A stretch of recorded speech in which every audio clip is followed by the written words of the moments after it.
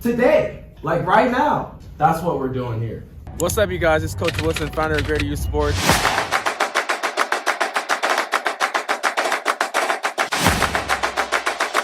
Coach Woodson, welcome to the channel. Playing a sport is a privilege. Being able to stay after school, be on a team, it's a privilege. It's extracurricular, meaning that it can't be taken away. Meaning that you have to act accordingly like you want to be on a football team. Meaning that you cannot do things that other students in your school are going to be able to do.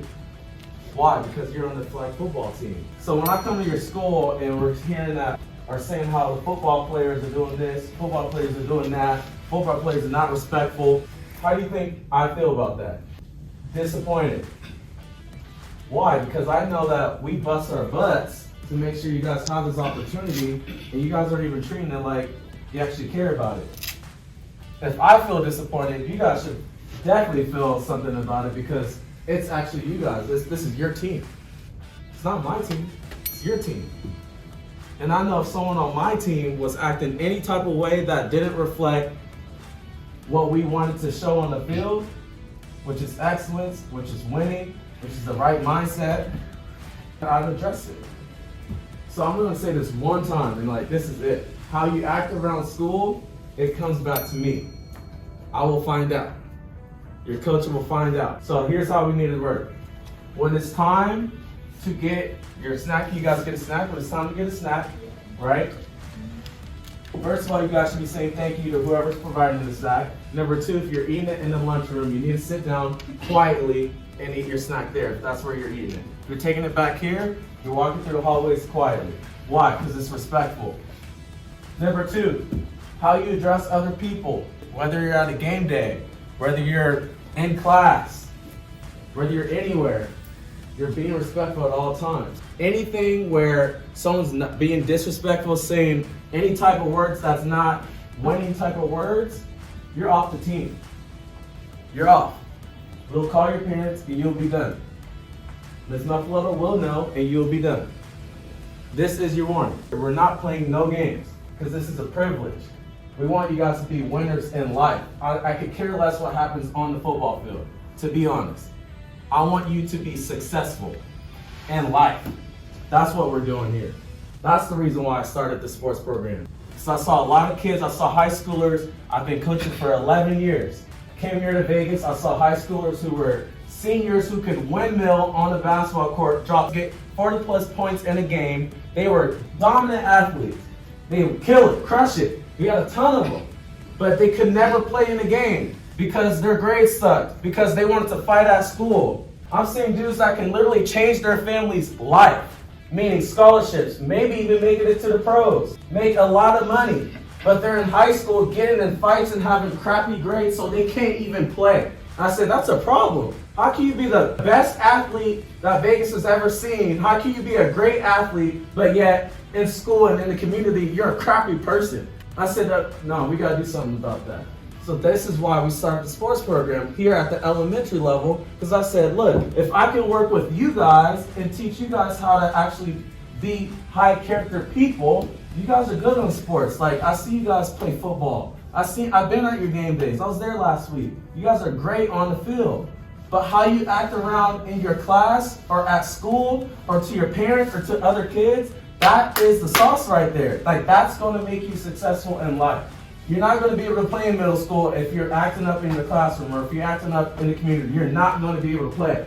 I watched an NBA video. Devonte Murray was saying that it was very tough for him, and he said it was really serious because a lot of the scouts, when it comes to the NBA and the NFL, they look back and call your middle school teachers, your middle school classmates. He said one NBA scout, my bad, actually called his middle school janitor. They called the middle school janitor to see how he was acting in middle school. So what I'm telling you guys is serious. Some of you guys are fifth graders going to middle school next year, and you guys gotta clean your act up. Like right now, today, your act needs to be cleared up. If that's your goal, if your goal is to be a football player, NBA player, soccer player, if that's your goal, you're gonna have to clean up.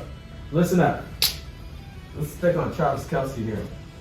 Travis Kelce has a brother Those are the first two brothers to ever play in the Super Bowl. Wouldn't it be super cool to play against your brother in the Super Bowl? Yeah. I had a really close friend growing up. He was like super close. We actually shared the same first name. It was crazy, right? We did everything together. When it came to middle school, I tried out for the basketball team. I made the basketball team. He didn't make the basketball team. Prior to that point, we did everything together. After school, we played basketball, we played football, like we did everything. But in tryouts, I made the team, he didn't make the team. Right now, he is facing a 25-year sentence in prison. 25 years. Obviously, right now, I'm in front of you. I get to do what I love, right? The biggest things that happened, one of the biggest things was accountability and responsibility.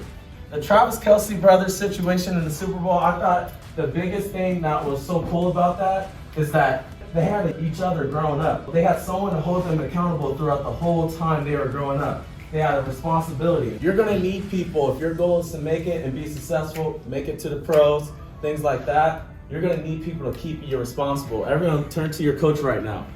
That's someone that can hold you accountable. Everyone look at the person to your right. That's someone that can hold you accountable. Look at the person to your left. That's someone that can hold you accountable. You're gonna need people to hold you accountable. How someone acts on your team is how everyone acts. So if someone starts messing up on your team, you need to be holding them accountable. All right, so that way you guys can achieve what your goal is. You guys want to make it to the all-city tournament and win the tournament, right? Yes. What happens if half your teammates can't play the game? We lose. You lose. That actually happened to a school this last year for basketball season. They had 5 kids get suspended right before the tournament. But it was a basketball team, so they got 10 players all together. 5 of them got suspended, so they have to go to the tournament with 5 players. So how everyone acts in here, we gotta hold each other accountable and responsible. So if someone's not acting the right way, you need to let them know, like, hey, you're gonna act the right way. I want to, next time I come here, when I check in with Miss Maffiletto, check in with your coach from a week from now, I want nothing but positive remarks. Is that clear? Yes. Is that cool? All right. So I know you guys are good kids. Let's start being above and beyond. All right. Coach Woodson, welcome to the channel.